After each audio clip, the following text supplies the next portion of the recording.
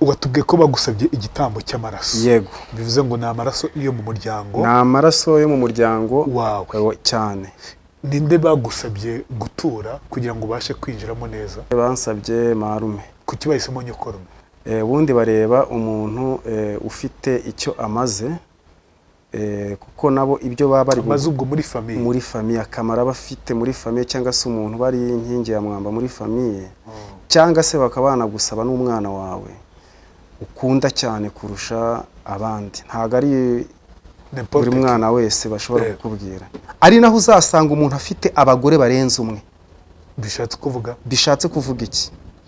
Ufite abagore barenze umwe, hari uzasanga umuntu w'umupatro cyangwa se w'umukiruzi, ugasanga yabyaye umwana amezi 9 arageze, arabyaye ageze ku isi, ariko ahise apfa. Amutanzemo igitambo. Ariko ukabona ntacyo bimubwiye,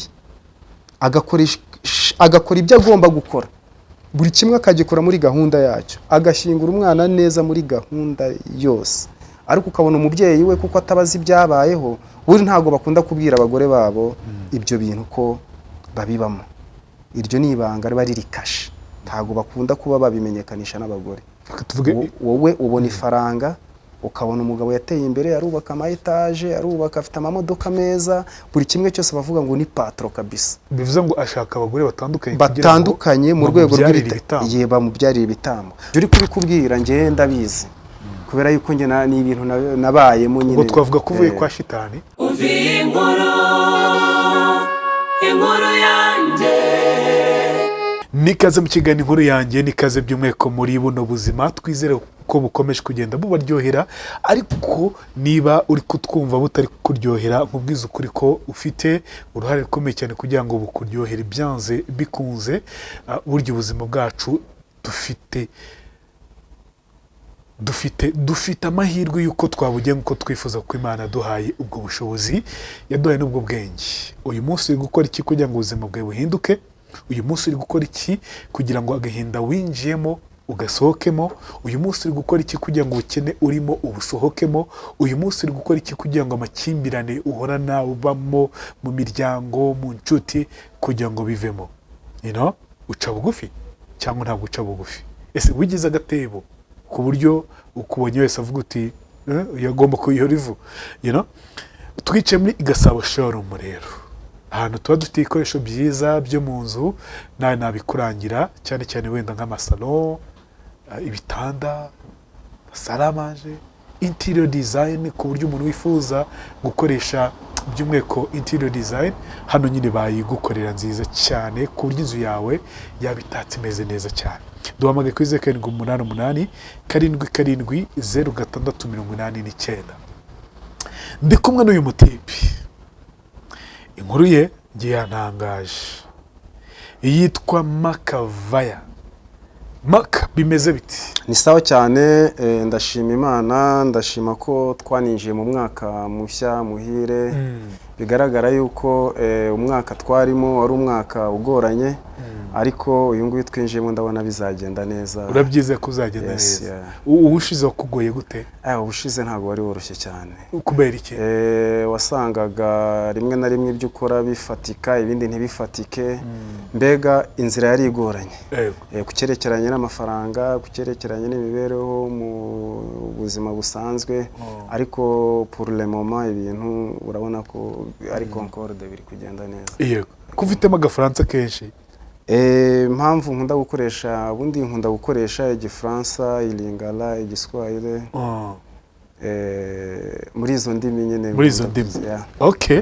Harahuriye na Kongo se ko izo ndimi akenshi zikoreshwa cyane muri Kongo? Izo ndimi ibyo uvuze niko kuri zikoreshwa cyane muri Kongo. Nazimenye cyane, ariko igiswahili mvuga ntago ari cyo muri Kongo. Ariko igifaransa mvuga ni cyo muri Kongo. Nazungumza lugha ya Swahili sanifu ndio. Swahili sanifu, yeah.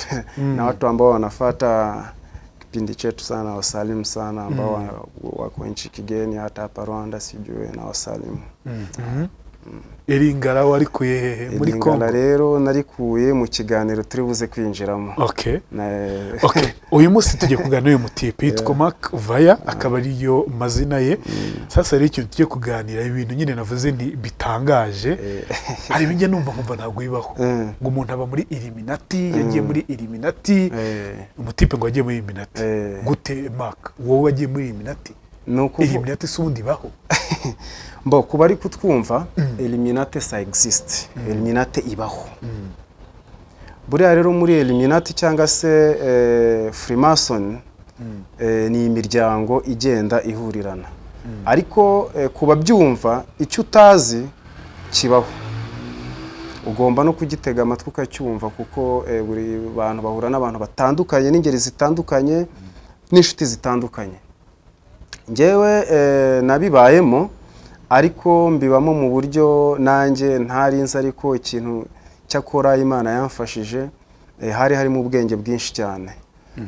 Buriya ni ukuvuga ngo iyo winjiye muri uriya muryango ni ukuvuga ngo hari icyo usabwa. Ariko njyewe nagiye, ubundi njyewe byatangiye kuri nganira n'umuntu kuri Facebook, bisanzwe ko nakunda gukoresha Facebook. Igihe kigeze mpura n'umugabo bamwitaga Dolombe, turaganira cyane, arambwira ngo ko ubundi nge nararirimbaga, nari umuhanzi. Okay. Niyo mpamvu wabonye ko hari amafoto nakoherereje nkubwira ngo turaza, harimo Fazo, producer Fazo, harimo n'umuhanzi bita Ivani Mpano, sinzi niba wayibonye. Turi kumwe, turi muri studio. Ni ukuvuga ngo muri icyo gihe ngiye nakoraga umuziki. Mfite n'indirimbo yitwaga Akazi, yakoze akazi cyane kuri Radio Rwanda, barayizi. Ni indirimbo yakoze cyane, rero mu gihugu barayizi iyo ndirimbo. Ariko ubwo twaje guhura n'uwo mugabo turaganira kuri réseaux sociaux, mwohereza amafoto yanjye turaganira. Sinzi niba wabonye n'amafoto nakohereje ndi mu ndege. Ubwo turaza kuhagira, ubwo rwari urugendo, yari départ. Turaganira, tumaze kuganira arahambira ati uvuka he? Namubwira ati mvuka mu Rwanda. Nawe arahambira ati rero nanjye turacyari kuri Facebook. Turacyari kuri Facebook. Tukaganira, arahambira ati rero ngiye nkunda kuza mu Rwanda rimwe na rimwe, ubundi nkaba ndigoma. Sinzi niba ya foto wabonye, buriya hariya nari ndi ku kibuga cy'indege Goma, mfite bagage yanjye tugiye.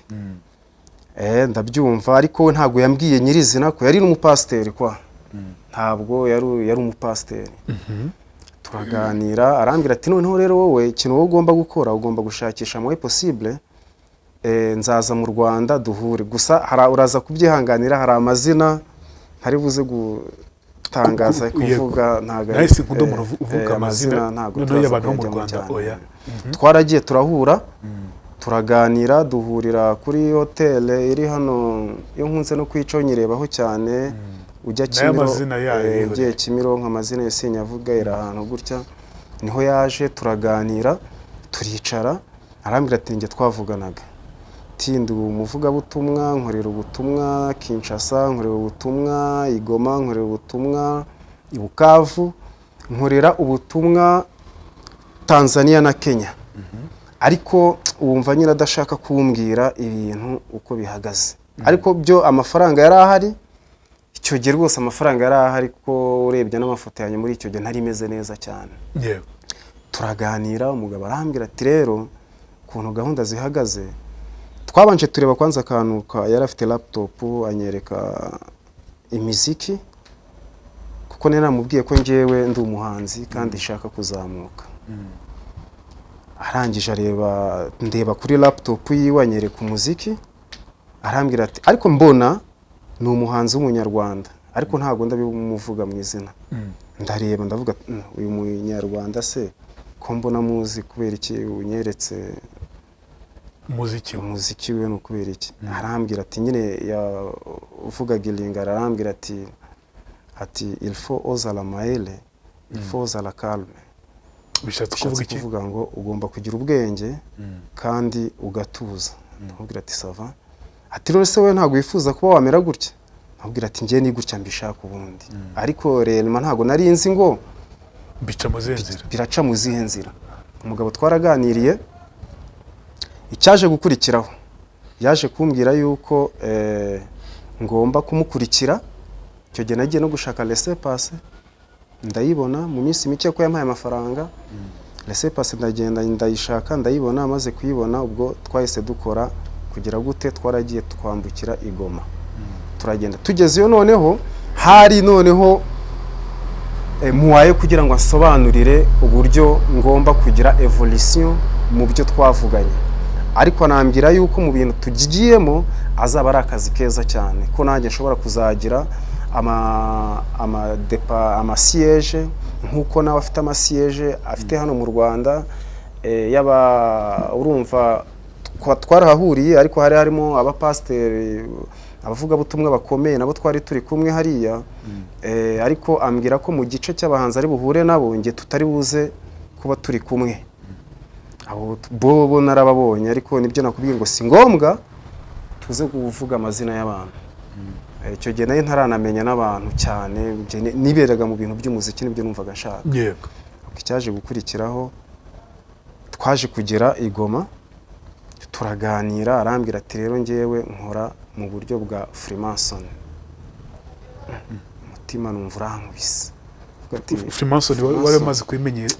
Ntaramenya ibyo ari byo. Ntaramenya ibyo ari byo nyirizina. Sibyo ko twaganiraga, akanyohereza n'amafoto, namwe ndayafite hano. Amafoto ubona nk'ahateye ubwoba ukuntu, hariho abantu barimo bararahira bafite amabuji. Nayo naje kubimubaza, ariko nabimubaje turi i Goma, abantu ibi bintu wagiye unyohereza bishatse kuvuga iki? Arambwira ati ubu ngubu ndabigusobanurira ntugire ikibazo. Umugabo twakomeje kubana, ariko amafaranga ahari, amafaranga ari amafaranga buriya Freemason, amafaranga yo baba yafite. Nibwo yaje kumbwira ati se urashaka iki? Ati kugira ngo utera imbere nkuko twavanye mu Rwanda tukagera na hano i Goma, kugira ngo wevoliwe umere nk'aba bahanzi runaka tutari buze kwirwa tujyamo cyane. Arangije arambwira ati twebwe amafaranga turayafite, ariko icyo dukora icyo bita sacrifice du igitambo cy'amaraso. Amaze kumbwira gutyo numva mbaye tremble, numva sindi kubyakira neza, ariko ndihangana kuko nta mwayo gusubira inyuma nari mfite, ahubwo twari dufite départ gukomeza tugenda.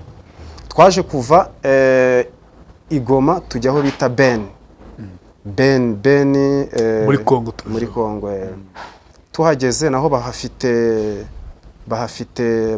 ishami rya Freemason, kuko hariya uburyo bakora bo ni nk'ibintu bimenyerewe, ntago ari nk'ani wacu mu Rwanda.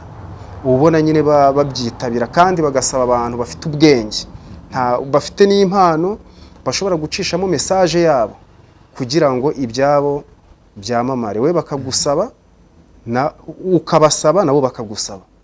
Ubwo rero ngewe umugabo yarambwiye ati tugomba ndakwereka nkwigishe, hanyuma mu gihe runaka tuzakora amasezerano dusinyane. Ndamubwira ati nta kibazo tuzasinya. Turakomeza turakorana, tukambuka imipaka, tukajya Tanzania, tukajya Kenya, tukagaruka. Ariko mu buryo bwo kwambuka nta muntu washoboraga kuguhagarika kuri boda, kuvuga ngo yari communication entre nabo. Mbega bagendaga nk'uko nguko ubona CICR igenda. Ko nge icyo gihe cyaje kugeraho ngira nuko nayibagiwe, ubutaha nzayikwereka mu kindi kiganiro tuzakora. Bigeraho nza kugirana ikarita nakoreshaga, ariko iriho signe ya CICR, ariko munsi hariho handitseho Freemason. Ubwo iyo ngiye wanayikoreshaga urimo urakura amafaranga kuri banki. Ikintu cyaje kubaho rero, umugabo twaje gukomeza gukorana, biza kugeraho noneho arambwira ati rero ndashaka kujya kukwereka umuryango mugari. Umuryango mugari twaragiye, ni wundi biba biri ifoto ndayifite hano. Abari nk'urusengero, abari nka temple, urusengero nyine ubona nka église, kuri ubona ama église catholique abayubakitse. Nasanzemo abantu batandukanye, sangamo abaririmbyi babicaye kwabo, sangamo ba pasteur babicaye kwabo, sangamo n'izindi ngeri zitandukanye n'abantu bakora business, namwe baba journalist nabo bari bahari, n'abandi n'abakinnyi b'umupira. Njyewe naricaye kuko njyewe nari umushyashya, ntago nari nzi ibyo ari byo. Ubwo barahagurutse, ikintu bavuze baravuze ati dufite umuntu umushyashya hano. Narahagurutse ndabasuhuza, nkimara kubasuhuza bakomeza ibyabo, ariko mu kubikomeza arambwira ati rero tugomba kuzakora sinyatire yo kugira ngo noneho ube wamaze kwinjira mu muryango mugari wacu. Ni Kinshasa. Ukorera ku isi hose kuko dufite amashami ahantu hatandukanye. Bo cyantangaje ni ikintu kimwe, ni ukuvuga ngo bampaye haciye iminsi anyereka amazina yo mu bantu bo muri famiye, ntago nabavuga, kandi nge nsanzwe nzi bakomeye. Ataba abantu nibo dushaka ko wakorera sinyatire. Hanyuma noneho kuko bundi igitambo cy'amaraso cyatangwaga 2 mu mwaka, mu mezi 6 no mu mezi 6, si 12 mois. None ndamubwira ati we ntugire ikibazo tuzasinya, ariko reka mbanze nige menye ibyo nzakora ibyo ari byo. Ndamubaza ntese none ndamutse nsinye ubundi abo bantu mwababona gute? Arambwira ati twebwe dufite uburyo tugomba kubabonamo, ntabwo ari ibintu biteye ubwoba cyane, ko hari amafoto yanyohererezaga, ndayafite hano. Icyo gihe yanyoherezaga amafoto kuri Facebook, nabikubwiye. Ndayafite hano amafoto, ndayafite, ndaza kuyakwereka dusoje ikiganiro. Arambwira ati gutya urabona izi buje ukuntu zimeze, amaze gusinya, kuko hari inyenyeri birimo. Iyo badakoresheje inyenyeri bakoresha impeta iriho piramide. Izo mpeta rero zirimo amoko. Kuvuga ngo izo mpeta harimo icyo bita hari impeta bita iyo mpeta uyambara ugeze ku ndahiro ya gatatu. Iyo ndahiro ya gatatu niyo yiganjemo aba businessman, abahanzi, aba pasteur, abantu nk'abo ngabo b'ibyamamare, abantu bamamaye, ndetse n'abantu bari muri n'abantu b'abanyepolitike, ko byose byari bikubiye hamwe. Noneho hakaba hari iyo bundi iyo ndahiro bayita Law Spirit Master. Law Spirit Master, iyo ndahiro umaze kuyirahira baguhereza hari Law Spirit Master, hakabamo Law Spirit Master Laosetu, hakabaho Master Spirit ya ntuza ya Maria Valencia. Ayo rero harimo, iyo bageze kuri Master Maria Valencia, iyo ni shitani y'ingore ikunda gukoreshwa muri 6 y'umuziki. Hakazamo iyo bita Spirit Master Laosetu. Spirit Master Laosetu yo ikoreshwa muri bwa buryo, iyo nakubye ni 6, ni kwamamara. Noneho iyo ngiyo ikoreshwa ku bavuga butumwa. Noneho ariko hakaba bavuga butumwa se bano twita abapasteri, abapasteri bajya muri ibyo bintu bya Illuminati. Ibyo turabigeraho uraza kubyumva. Noneho ubwo iyo departement muri kumva ukuntu igiye yubakitse.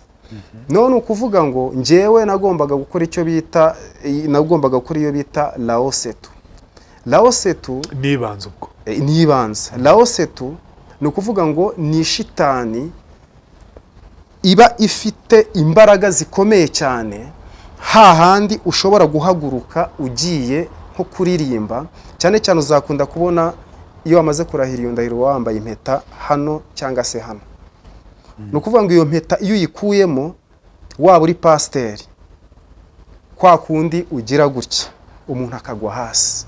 Kuvuga ngo iyo utayifite ntago bikunda. Ariko iyo wamaze kuyambara, cyane cyane baba bafite n'uduswara twa mushwari, uzabona kenshi barimo baradukoresha, cyangwa se mu rusengero ubona abakristo bari kugira gutya. Sibyo ko batabazi bamwe na bamwe ibyo bakora, ariko iyo yamaze kugera kwa kurahira iriya ndahiro, afite iriya mpeta yambaye, afite na twa duswara, ni ukuvuga twa mushware, ni ukuvuga ngo wowe iyo agukozeho gutyo direct abakoze icyo bita mvutsima, iyo agukozeho direct wowe uhita ugwa hasi, bitari umwuka wera, bitari umwuka wera, ahubwo biturutse kuri ako kantu. Noneho rero ikintu cyaje kubaho ni ikihe, naramubaje se abapasiteri ko nababonye cyagiye turi mu Rwanda, ntabwo ndabavuga amazina yabo, barakomeye cyane, ko nababonye cyagiye twicaranye, none ni iriya gahunda bakoresha? Arambwira ati biriya barabikoresha, babivanga n'ivugabutumwa, bavuga Imana ariko atari Imana, baba bavuga Imana yacu ariko bakabicisha muri iriya message. Okay, nicyo gihe rero cyahise gituma ntinya ibintu byerekeranye n'ama eglise. Ubu ngubu ngewe ntinya eglise cyane. Ubwo ni ukuvuga ngo nagize amahirwe yo kumenya, buriya nshobora kukureba gutya nkamenya ko ushobora kuba ukorana na Freemason cyangwa se udakorana nayo, cyane ko ibitinyiro baba bafite biba biri hejuru cyane. Iyo bamaze kugera muri ziriya ndahiro bafite ibitinyiro bikomeye cyane, kurya ashobora kugutambuka iruhande nta n'ikintu akurushije, nta n'ikintu kirenze, ukumva wagwa hasi. Ubwo rero ngewe ukavuga uti ni umukozi w'Imana, ati ni umukozi w'Imana, birakomeye, imbaraga zidasanzwe. Aho byaje kubera rero birebire, hari ndabyibuka neza, hano i Rusizi bahamagaye umupasiteri, uwo mupasiteri kuko icyo kiganiro ndibuka ko negeze kugitanga ahantu gakeya. Uwo mupasiteri yakoreshaga izo esprit, ariko nta wigeze amenya ko izo esprit yazikoreshaga.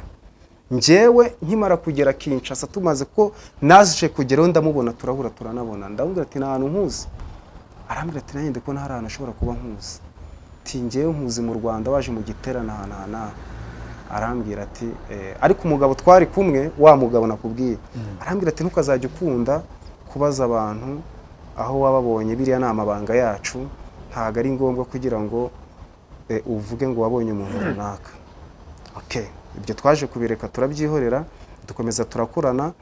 Ubwo hari haciye igihe kingana n'umwaka. Arambwira ngo ku mwaka wa kabiri tugomba kugira ute, tugomba no gukora kontra, tugasinyanya, tukagira icyerekezo tugomba kuguhereza, ugomba nawe kudelega. Ndavuga ati nta kibazo. Noneho kera kabaye, ubwoba bwarantashye kuko yari yarananyeretse amazina y'abo bantu nakubwiye bagombaga gutambwa kugira ngo mbone ibyo nagombaga kubona. Ubwoba bwaranyishe cyane, ubwoba bumaze kunyica nibwo navuye ahantu twari turi, kuko nari maze kubona amafaranga nari nyafite mpaga n'amafaranga, ko niyo nsabaga amafaranga ndi Kinshasa nakwerezaga amafaranga, ariko ntumenye ngo ese amafaranga nyabona mu yihe faso. Kuko hari n'amafoto hano, ubwo ndaza kuyakwereka, ndiyo turi kumwe tunicaranye buri kimwe cyose. Ariko icyaje kumutangaza nuko naje kumucika, ndagenda twabagana bita Pain Victoire, turahava, ndahava njya Lemba. Havuye ubwo nari maze kuhamenya, njya ahantu kuri universite bita IPEN. Hirya yaho niho naje kwiinstalla iminsi mikeya, ariko kugira ngo ko iyo nyiza gukoresha inzira y'indege n'ubundi ntago byari kunyorohera. Urabona ko ari amafoto nakwereje ndi mu ndege niyo twakoresheje tugenda. Naje gukoresha noneho inzira y'amazi kugira ngo nongere ngaruke ndebe ko twarekana. Indege bye kukugora gute? Byari kungora kuko ubundi iyo ugiye gukoresha indege, sinzi niba ubizi, ni ukuvuga ngo hari ukuntu publication y'abantu bari buze kuvoyaje, kandi buri abantu ba Freemason bafite abantu hirya no hino baba bareba ibikorwa byabo ukuntu birimo biragenda. Kuvuga ngo n'amasinye, nubwo ubu utarasinya ariko hari sinye ubu ufite kurya ashobora kukureba gutya akakumenya, kuko baba bafite ibintu bibaranga.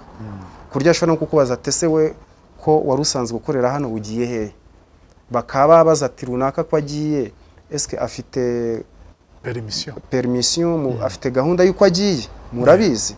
Kuko ubundi bo gahunda yabo iyo uvuyemo baba bagomba gushakisha uburyo bwose bagomba kukwica kugira ngo amasekre yabo, amabanga yabo utayashyira hanze. Icyo nicyo cya mbere. Iyo bamaze kuguhereza ibyo ushaka, bamaze kubona ko bamaze kubigeraho, mu gihe cyo kuvuga ngo urabirambiye, kuko biragorana cyane, bashobora kukubwira ngo nonaha wowe runaka ntabwo ukwiye kuzajya uhura n'umuryango wawe nk'uko bisanzwe, ukabaha buri kimwe cyose ariko ukumva ushaka guhura n'umuryango wawe, ariko ukabona ntibiri bukunde.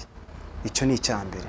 Icya kabiri ni ukuvuga ngo iyo mwamaze gukorana amakontra, baba bafite kukubaza buri kimwe cyose umunsi ku munsi kandi kuri tere cyagenze gute, muba mukora iki? ni ukuvuga ngo ikintu cyo kiba kiri aho ngaho cyo gukora kuri tere wagiye kuri tere, ubagiye kureba abantu nk'ubu ngubu nkawe Gerard, ufite ubwenge sibyo, wagucisha mu nzira za Freemason, wabikora neza kubera yuko inyenyeri yawe babona yuko iri kumurika ahantu henshi cyane. Ntago bapfa gufata buri muntu wari we wese.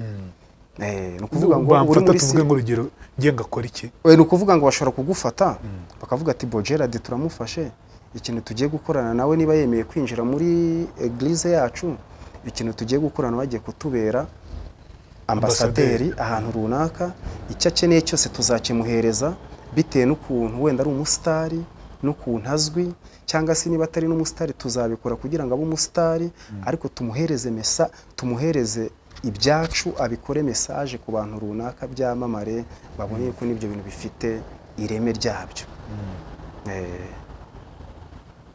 ni namamara numara kwa ubutumwa ugenda baguhaga gutanga n'ubuhe? Ubundi ubutumwa bashobora kuguhereza kwanza bwa mbere na mbere, urareba ushobora kuri mu rusengero, burenda ndaza kukwereka, sindi buze ku hari amazina ntari buze kujyamo cyane, sishaka no kongera gukoresha insengero runaka, nta n'isengero buriya turi buze gukoresha, ahubwo ndashaka kukubwira ngo ushobora kwinjira muri eglise runaka, ugiyemo bwa mbere, ugasanga comportement irimo, ugasanga imyitwarire irimo ihabanye niyo muri eglise wasengeragamo, niya gikristo juste niya gikristo.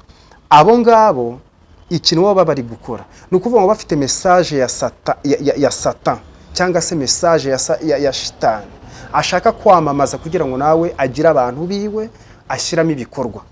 Haburi urugero rwa hafi, buriya njyewe ndagira ngo nkubwize ukuri ko buriya si byiza ko umukobwa, njye ntago mbaciriyeho iteka, buri muntu afite imyizerere yiwe.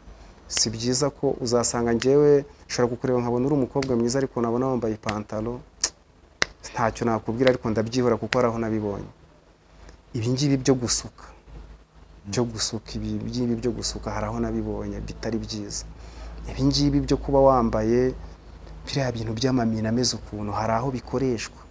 Ubundi umukobwa yagakwiye kuba yambaye yikwije ameze neza. Wenda ujye muri ibyo bintu bya Freemason cyangwa bya Illuminati simbizi, bagusabye gutanga igitambo cyo mu muryango cyane, bagusabye gutanga nde? Ntago ndamuvuga, si izina ariko umupfana iki? ni umuntu wacu wa hafi cyane ku buryo n'ubu ngubu ubwo niba ndi kubivuga nawe ahita abyumva kuko twagiye tubiganira kenshi. Watubwiye ko bagusabye igitambo cy'amaraso. Yego, bivuze ngo ni amaraso yo mu muryango. Ni amaraso yo mu muryango wawe cyane. Ninde bagusabye gutura kugira ngo ubashe kwinjiramo neza? Icyo gihe bansabye marume. Kuki bahisemo nyokorume? Ubundi bareba umuntu ufite icyo amaze, kuko nabo ibyo baba bari ubwo muri famiye akamara bafite muri famiye, cyangwa se umuntu bari inkingi ya mwamba muri famiye, cyangwa se bakabana gusaba n'umwana wawe ukunda cyane kurusha abandi. Ntago ari buri mwana wese bashobora kukubwira. Hari n'igihe rimwe na rimwe uzasanga iyo wageraga ko nge nakomeje ibyo ndimo ndabwira abanyarwanda cyangwa se n'abandi badukurikiranye, ni ibintu ngewe niboneye n'amaso, wowe ushobora kutabyemera ariko bibaho. Ugize gutya rero bagusabye gutamba amaraso ya nyokorume. Yego, bivuze ngo bagombaga kumwica. Bagombaga kumwica, ariko nge narabajije ntese ko ari mu Rwanda muzamwica gute. Banyereka uburyo babigenza, ariko ndababwira nti rero mureke mbanze nige kugira ngo ntabwo wagize ubwoba. Ubwoba bwo juste nta n'umuntu ubikora yumva yishimye cyane. Nka kwa kundi uri mu ndege uzasanga ukareba umuntu uri mu ndege uwo ari we wese ntabwo aba yishimye cyane. Ubu usanga araseka ariko akongera akagaruka yo kase kuse kaje niba urabizi uhita wumva mu mutima bitameze neza. Buri wese nyine aba yumva nyine arabikora ariko kuko hari icyo ashaka, ariko ntawe ubikora yumva yishimye cyane birenze. Uba ugomba kubikora nyine, iyo wabyemeye uba ugomba kubikora. None ikibazo iyo wamaze gufata urupapuro ugasinya, ubundi gusinya ntabwo ari iyo bavuze urupapuro ntabwo ari ukuvuga ngo wari wagiye Kinshasa ahantu mwakoreraga ibyo byose, habaga iyo temple cyangwa urwo rusengero rwa Illuminati. Yego. Wabagahe icyo gihe twabaga ahantu bita Pain Victoire. naho babacumbikira gase? Ni ahantu twabaga bisanzwe, ariko hakaba hari igihe cyo kujya muri ayo materaniro. Uzasanga abantu benshi Kinshasa, abantu bajya muri ayo materaniro uzakunda kumva abantu bita ngo ni ngo nabasimo Kimbangu. Abo bantu ni ukuvuga ngo ni nk'ibirometero 300 uvuye Kinshasa, ujya kuri iyo eglise uba werekeza mu nce za Bandundu na za Kikwiti. Sinzi niba ujya uhumva za Bandundu na za Kikwiti. uba werekeza muri zo. Mu byo kwise wakoraga iki? Wari utunzwe n'iki Kinshasa? Mu ngiye nakubwiye ko twebwe umuntu twari kumwe, ngiye nakubwiye ko twari twagiye muri gahunda ivuga ngo nakazi tugiyemo. Icyo gihe twengeye niriraga $1 gusa. Ntabwo namenyaga ngo bituruka. Ntabwo namenyaga ngo bimeze gute. Buri kimwe cyose nakeneraga narakibonaga, kuko yagombaga kukinkorera kugira ngo ngire ubushake bwo kwinjira mu byo twari twaravuganye. Kandi nabo iyo bafashe umuntu bakamujyanamo, icyo gihe cy'uwo mwaka bashobora kutakwaka igitambo cy'amaraso. Okay. Ahubwo bakavuga ati kubera ko winjijemo umuntu, uriya muntu ni uzakora ibyo wari bukore, wowe uzaba uruhutse. Kuko ari n'igihe watangaga, we yambwiye yuko ari igihe watangaga ibitambo bikarangira, ukaba wanatanga urubyaro rwawe. Kuko ndaza kuguha urugero rumwe nk'umuhanzi twaganiraho muri Kongo yambwiye General Defao amazina ariko tuyiho. Nta hantu na hamwe yigeze abyara, nta mwana yigeze ahantu hose. Kuvuga ngo urubyaro rwe yari yararutanze, yaratanze bigezeho atanga n'urubyaro rwe. Arumva icyo kintu? Ubwo ni ukuvuga ngo wewe wamaze kugera muri sacrifice zirenze, ukabura ibyo utanga, usigara noneho wowe winjizamo abantu kugira ngo iminsi yawe kubaho ikomeze yiyongere. Noneho hari n'igihe bo ubwabo bagukunda, bakavuga ati bo nta wundi muntu tundi turi gushaka, niwe turimo turashaka. Ufite igikondero? Ati niwe turimo turashaka. Ubwo nuko byanzuwe. Ubwo icyo gihe nicyo cyagiye uzumva ngo umuntu wenda yari umustar, yari umuhanzi, yari iki n'icyo kumva apfuye urupfu runaka. Ni ukuvuga ngo wowe ni wowe, uko byagenda kose nyine niwe babashaka. Noneho hari n'ukuntu uzasanga hari n'ibindi nabonye, hari ikintu bita monima muri iyo temple. Haba harimo ikintu kimeze nka monima. Monima sinzi ukuntu nabyita mu Kinyarwanda, ni inyubako yubatse mu buryo bwa piramide, ariko harimo ijisho mo hagati ukuntu haba handitsemo amazina. Hari amazina ntari buze nanone kuvuga kuko narayabonye, ngiye narayabonye. Ayo mazina aba yanditseho abantu bose, waba uri muri Kenya, waba uri mu Rwanda, waba uri muri Tanzania, waba uri hehe. Ayo mazina y'abo bantu bose aba yanditse kuri iyo monima gutya yose. Abo bantu ni ukuvuga ngo bari abantu bemewe, bakora mu buryo bwemewe buri officiel. Buri kimwe cyose basabwe bamaze kugitanga, abo bantu baba banditse kuri iyo monima gutya. Okay. Ubwo ni ukuvuga ngo ubwo rero turakomeje n'urugendo rwawe. yego, ni ibiki bidasanzwe bindi wabonyemo mu gihe wari urimo? ibintu nabonye bidasanzwe biteye ubwoba, ariko kubivuga ntabwo ari ni ukubibwira abatabizi bamenye ko ibyo bintu bihari kandi bikora. Kandi burya biba byiza iyo ubashije kuba wakwifatikanya n'Imana yawe. Rega burya hari ikintu abantu batazi. Ntabwo ikibazo cyane nshobora kukikubwira wenda par exemple uri pasiteri runaka, ntabwo kukubwira ikibazo cyane ngo ugisengere muri faso ngiye numva nshaka. Ntabwo ibyo bintu ubundi bijya gukunda cyane. Ubundi ikintu cya mbere, niba ushaka gusenga jya wifatikanya n'Imana yawe. Abapasiteri bose ntabwo ariko bakora ibyo bintu, icyo nicyo navuga, cyangwa abavuga butumwa siko bakora ibyo bintu.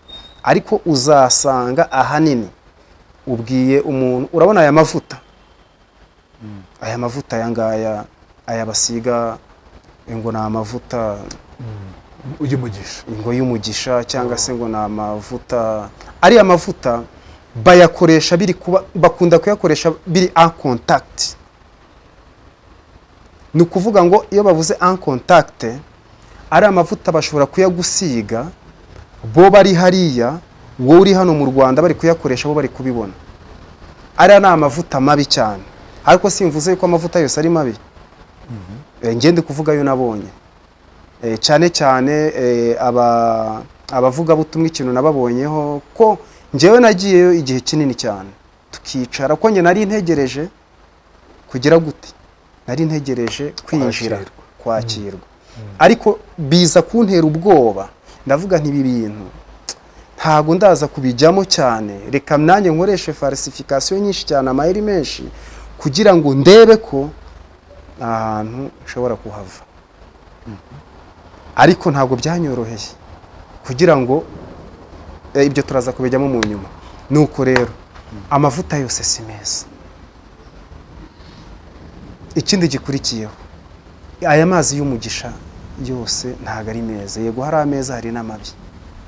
Ni ukuvuga ngo ikintu nabonye hariya, turiya dutambaro bakunda gukoresha mu ma eglise runaka atandukanye, hari utwiza hari n'utubi. Kandi ntukabone umuntu wese wambaye inyama n'amaraso ugire ngo ni umuntu. Oya, ntabwo ariko bimeze. Waje gusohoka mute? Njyewe ukuntu naje gusohoka, urwo rugendo ukuntu naje kurusohokamo, naje kuruvamo mu buryo buteye ubwoba butangaje. Noneho wumve ko n'ahantu narindi kugira ngo nkoreshe inzira, ko nakubwiye ko ntari guca kuri aeroport, ukundi nagomba gukoresha inzira y'amazi. Ahantu narindi, umuntu twari kumwe ahantu nagiye kuri lodge, hari n'akandi kantu nibagiye kukubwira, ndaza kukakwereka hano ndi Kinshasa.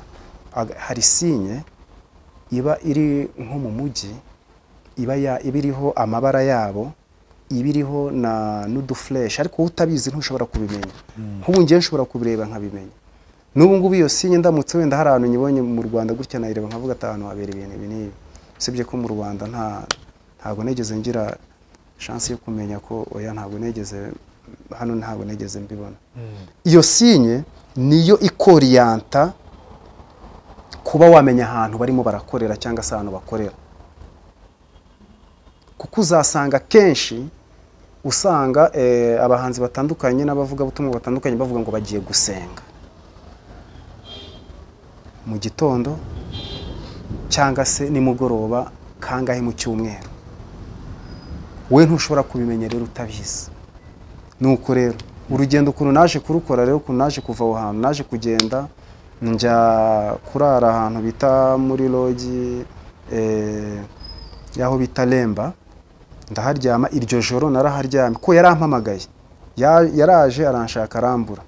Amaze kumbura yumva ntameze neza, ariko icyo gihe nari mfite amafaranga, nari mfite nk'ibihumbi 2 by'idolari.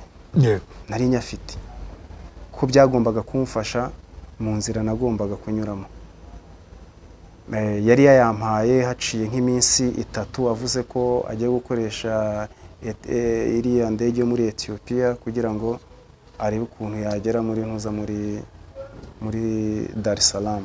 Ariko njye aransiga arambwira ati nzaza ngusange ntugire ikibazo, asigira $2,000 ni amafaranga niyo nakoresheje. Ariko hano naryamye naho ntibyanyoroheye kuko nkimara kuhava nahise asa nk'umuntu ubaye dépassé, ibintu byose ukora mbega ukabona ntago biri kugenda convenablement. Ikintu cyaje kubaho lodge narayemo, nahirayemo sinasinzira, bucya mu gitondo ndagenda njya gufata bato, hari bato bita Kokolo. Iyo bato bita Kokolo iva hariya Kinshasa igahita ijya Kisangani. ubwato Ubwato bumara ukwezi muri fleuve bugenda. Ubwo nakoresheje inzira y'ubwato ndagenda ngera, twavuye Kinshasa dukora escale ahantu bita Mbandaka twaharaye iminsi 2, dukomeza turagenda ni harehare biza kugera ngera ahantu bita Kisangani ndahava. Kisangani maze kuhava ndagenda ninjira aho bita Ben nanga gukoresha ko hari indi nzira uhita ucamo ujya za Kasindi za Pondwe winjira muri Uganda ukoresha iriya nzira ugera za Kampala. Ngiye iyo nzira rero narayiretse mpita nkoresha inzira y'ahantu bita za Butembo, nkomeza iriya nzira kugira ngo ngere Igoma na mwabiriya bice nyine. Depart yanjye rero nibwo nageze Igoma mpita ndambuka, ariko amafaranga yanjye nari nyafite. mbwira ni iki cyatumye bahitamo wowe? Ni ukuvuga ngo no muri icyo gihe ntabwo, niyo mpamvu nkunda kubwira abantu ngo ntabwo ari byiza kuganira n'umuntu utazi ku kintu cyerekeranye n'aya matelefone dukoresha. Ahanini bijya biteza ibibazo. Kuguhitamo nuko yabonaga yuko ako se ubundi nkubaze Jera nk'ubu ngubu nkubaze ubu ngubu nkubaze ubu ngubu urabona iyo nkiza kwemera ngasinya, urabona mba mpagaze nko ku ruhe rwego. Ni urugero utubwira ahubwo nyiri bumba mpagaze ku ruhe rwego. uhagaze ku ruhe rwego? Ngiye mba mpagaze ku rwego rukomeye cyane ku isi. Tureke wenda no ku isi, dufate muri East Africa bitewe na uhagaze gute se iyo wemera gusinya? Iyo nemera gusinya ubu ngubu, iyo nemera gusinya ntabwo cyari kuba ari igitambo kimwe. Kuvuga ngo nakubwiye ko par 6 mois uba ugomba gutanga sacrifice. Okay. Ugomba gutanga igitambo. Ari naho uzasanga umuntu afite abagore barenze umwe. Bishatse kuvuga iki? Ufite abagore barenze umwe, hari uzasanga umuntu w'umupatro cyangwa se w'umukiruzi, ugasanga yabyaye umwana amezi 9 arageze, arabyaye yageze ku isi, ariko ahise apfa. Amutanzamo igitambo. Ariko ukabona ntacyo bimubwiye, agakora ibyo agomba gukora, buri kimwe akagikora muri gahunda yacyo, agashyingura umwana neza muri gahunda yose. Ariko ukabona umubyeyi we kuko atabazi ibyabayeho, buri ntago bakunda kubwira abagore babo ibyo bintu ko babibamo. Iryo ni ibanga riba ririkashe, ntago bakunda kuba babimenyekanisha n'abagore. Wowe ubona ifaranga, ukabona umugabo yateye imbere, arubaka ama etage, arubaka afite amamodoka meza, buri kimwe cyose bavuga ngo ni patro kabisa. Bivuze ngo ashaka abagore batandukanye mu rwego rw'ibitabo, bamubyarira ibitambo. Hari n'abandi uzasanga bafite abana bibera mu rugo, ukabuza umuntu mwariganya ari muzima, nta kibazo yari afite, ariko haca igihe ukabona yabaye ikidebira ukuntu. Wa wundi aba yatanzwe mu buryo buri esprit, yabatanzwe muri esprit, mu buryo bwa roho niba yatanzwe. Atura turamushaka mere kuri, ariko dutware roho yiwe. Ukabona umuntu nyine ari aho ngaho, ariko iwabo bafite buri kimwe, ariko ukabona ise wenda ntacyo bimutwaye, kandi uwo mwana bakwiye gufatwa neza kurusha abandi. Watubwiye ko bari bagusabye igitambo cya nyokorome. Icyari cyo mu ntangiriro. Ibindi bitambo agomba gutanga ni ibihe? Ubundi hari bagomba gushaka abagore. Hari tape ugeramo, hari igihe uzasanga wenda umuntu yari afite famiye, ugasanga famiye iri kugenda ishira muri ubwo buryo. Noneho iyo bigeze mu gihe cyo kuvuga ngo ibyo birarangiye nta bindi bitambo ufite, uba ugomba gushaka abagore barenze umwe.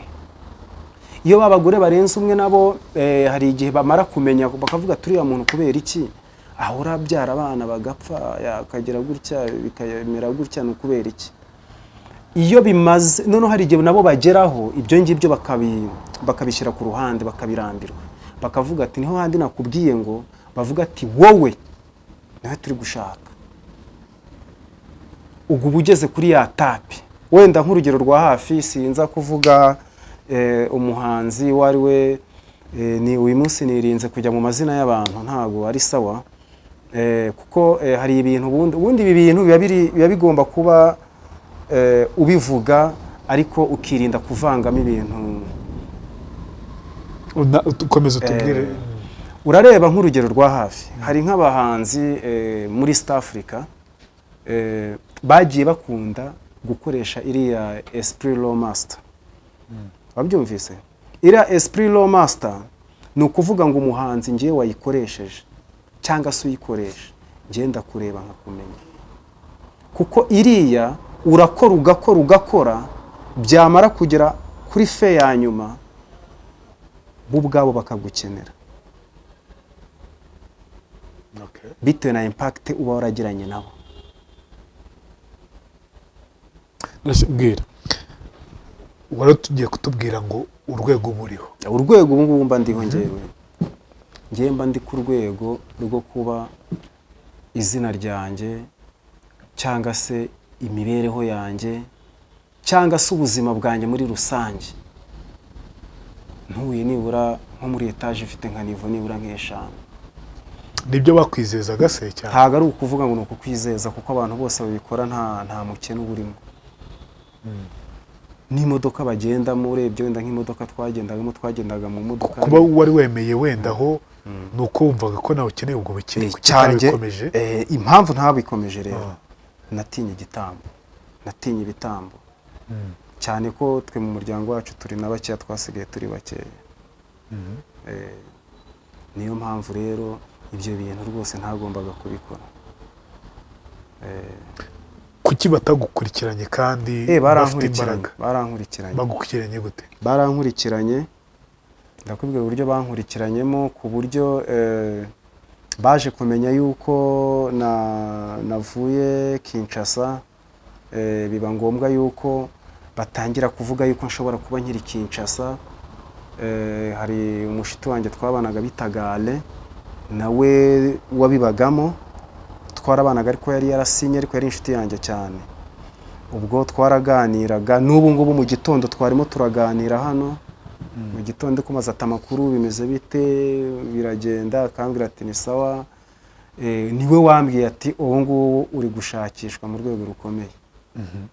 Ndamubwira nti rero nanjye nanga kumubwira ko nagiye, ndamubwira nti nubwo ndi gushakishwa ariko ntabwo nagiye, ndi hafi kandi hari abantu b'abashuti nagiye kureba, ariko nzagaruka ntugire ikibazo, ni hano muri Kinshasa nta kibazo. Ati none se abo bantu bagiye kureba muraziranye? Ndabwira ati n'abantu nyine twamenyanye nk'uko nyine twamenyana, ariko ndahari.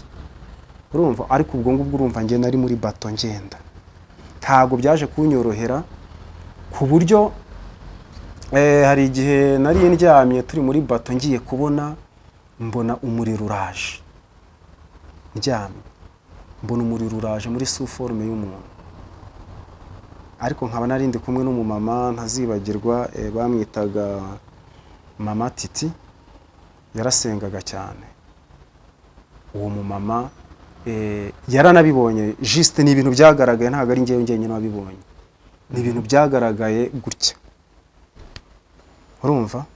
Ariko ngewe ntago nabashije kumusobanurira ibyo ari byo, ahubwo yaravuze ngo bishoboye kuba muri bato turimo harimo amashitani,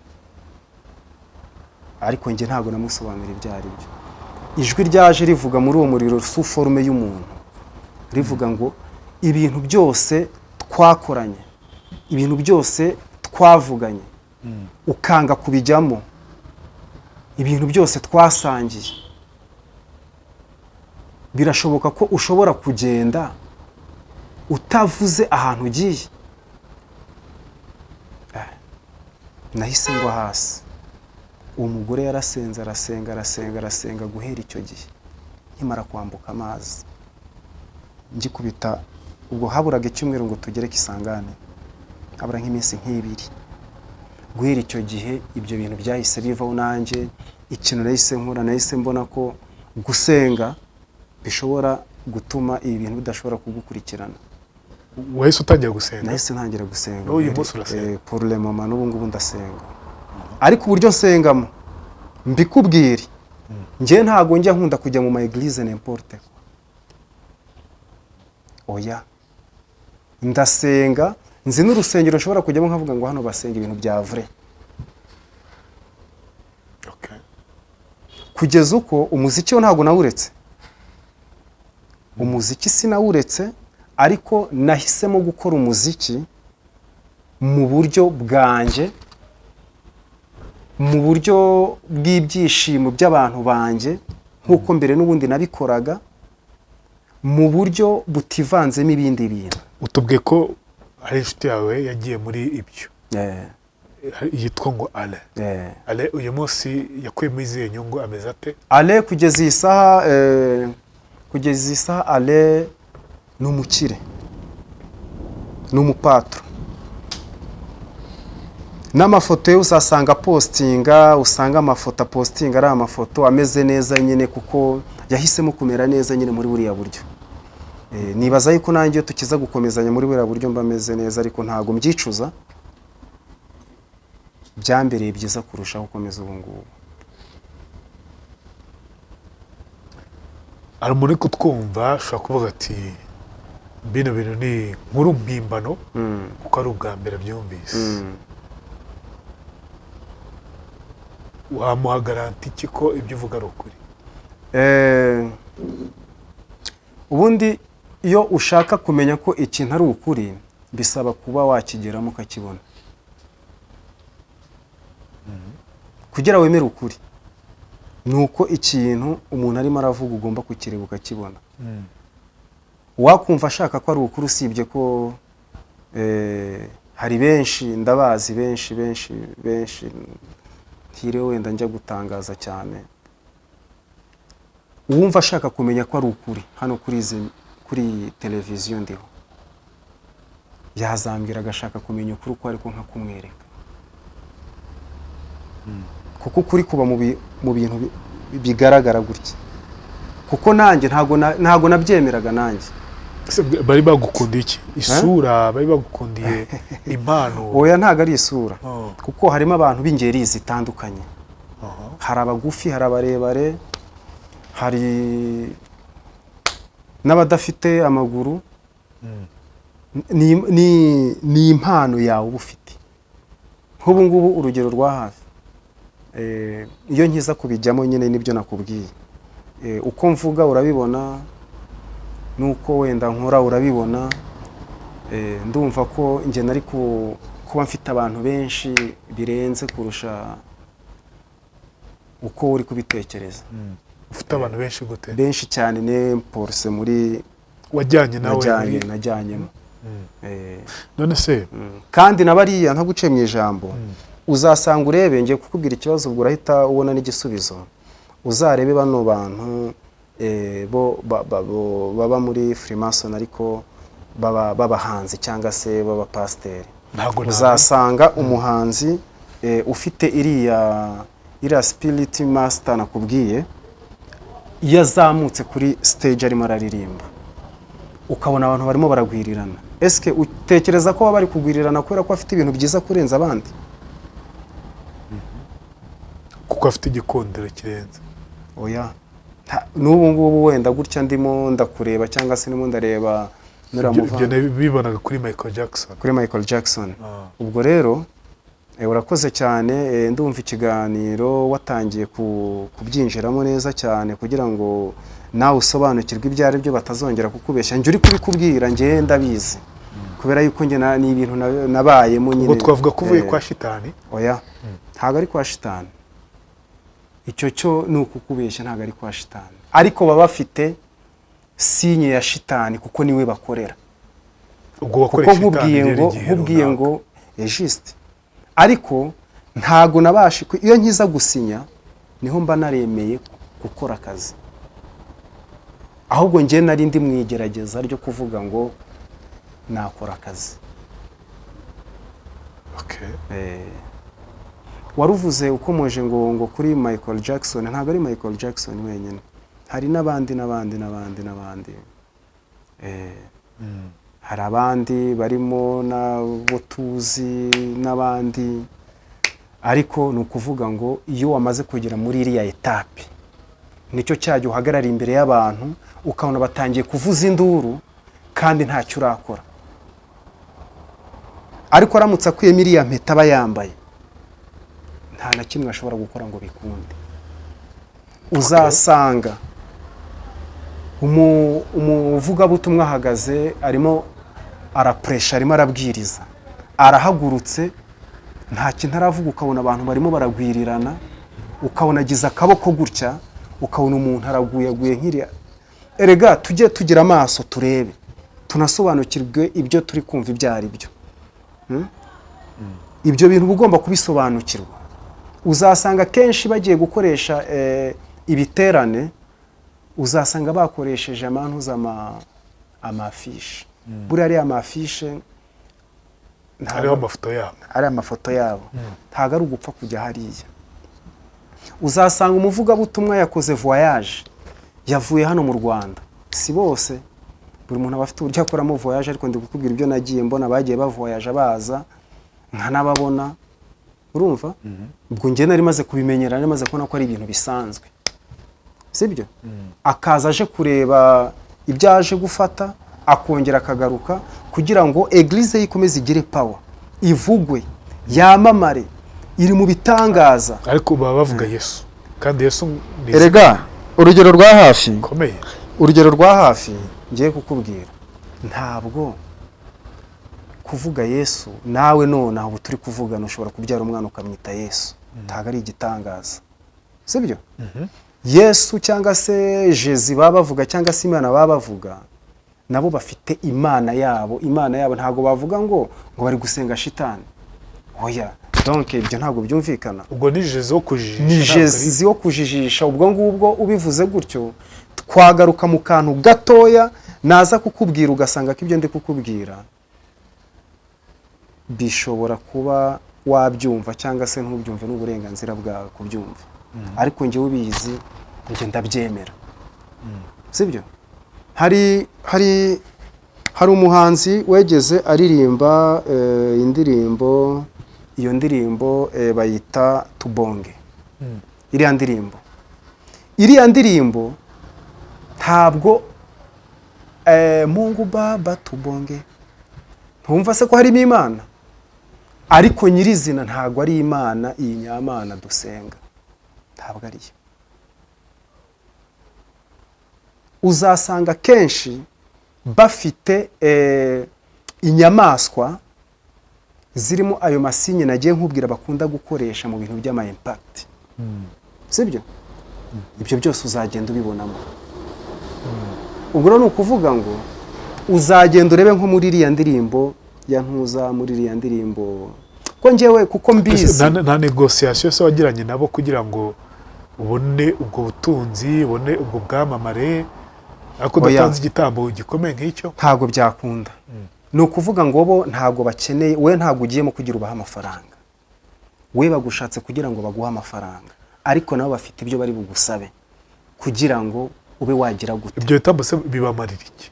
Ni kuvuga ngo ibyo bitambo hari igihe umuntu akubaza ikibazo kandi wenda igisubizo kiri hafi wagakwiye guhita ucyumva. Ibyo bitambo byabo nizo sinzi ukuntu mu Kinyarwanda nabyita, nibyo bita ranzima cyangwa se reve, nizo nyungu zabo kwa, sibyo? Kuvuga ngo ibyo bitabayeho nabo ntago baba ari satisfait ibintu barimo.